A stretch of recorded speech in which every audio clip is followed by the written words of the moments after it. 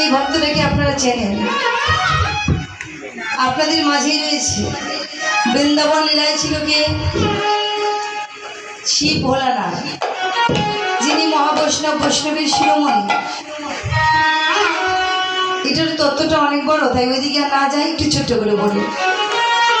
এই শিব ভোলানাথ কি করেছিল?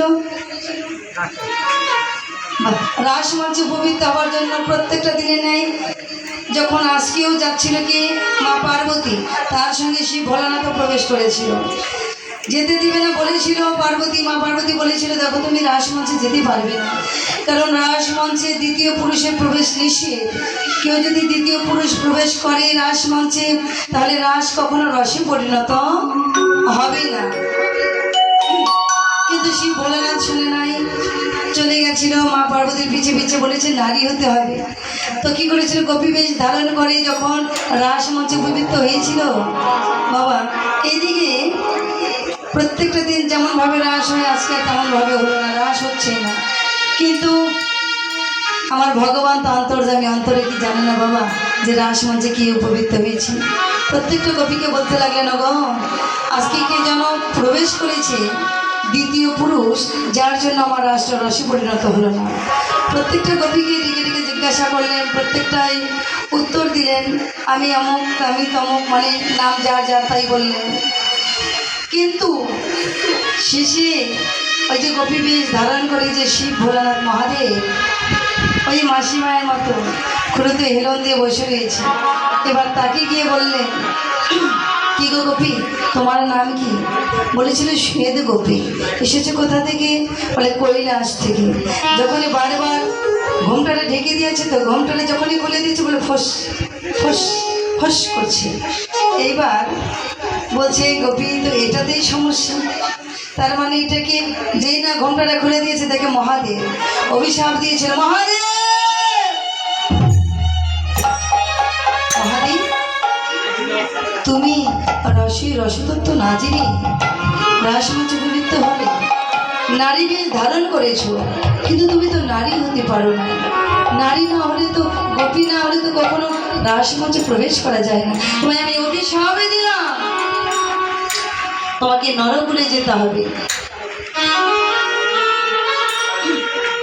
নরকুলে যেতে হবে। শিব ভোলানাথ তখন বলেছিল, প্রভু নরকুলে যেতে হবে, তাতে আমার কোনো দুঃখ নেই, কিন্তু যে রাশির রস থেকে আমায় বঞ্চিত করলে সেই রস দিয়ে আমি পেতে চাই। আজকে যখন আমি তোমার এই রাশির রস থেকে বঞ্চিত হলাম, আমাকে তুমি কথা দাও, আমি যখন নদিয়া নবদ্বীপে যখন আমি অদ্বৈত আচার্য হয়ে যাব, যখন নদিয়ায় তুমিও আসবে, সেই দিন তোমার এই রাস আমাকে শ্রবণ করাবে, দর্শন করাবে। আশীর্বাদ দিয়েছিল, তথাস্থ, তোমার মনোবাঞ্ছা পূর্ণ করব। আমি তোমার জন্য নদিয়ায় গিয়ে রাস করব। আজকে গৌর সেই দিন যে কেঁদেছিল আজকে পেয়েছি। আমার শিব ভোলানাথ আছাড় খেয়ে পড়ে বলেছিল, দয়াময় দয়াময়, তোমার আমি ভেবেছিলাম তোমার প্রত্যেকটা লীলায় আমি দর্শন করি, প্রত্যেকটা লীলায় আমি যাই। আজকে ভেবেছিলাম এই রাস মঞ্চে আমি তোমার লীলাটাকে দর্শন করতে পারবো, কিন্তু তুমি কেন আমাকে এই রস থেকে বঞ্চিত করলে? বলো বলো বলো দয়াময়,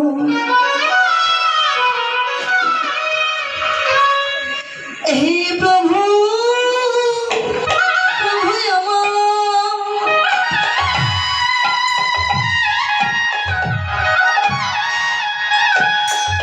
এই রাসমঞ্চে আমি কি তোমার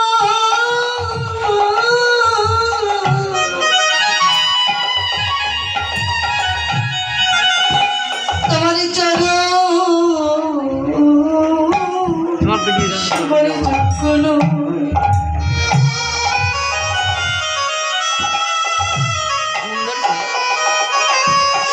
তোমার চরণের সেবাই বুঝি আমি আজ লাগবো না।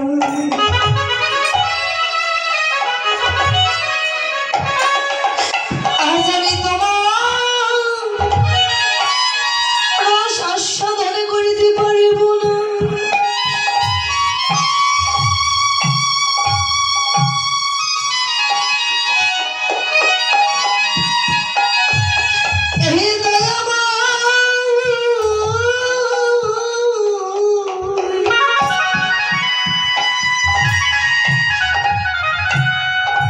আমি তোমার জন্য চরণে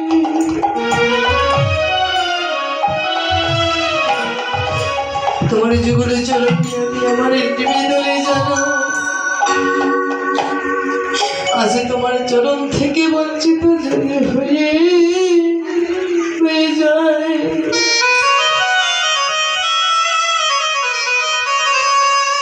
কিন্তু যদি কোনোদিন আবার তোমার যুগলের চরণে পাই,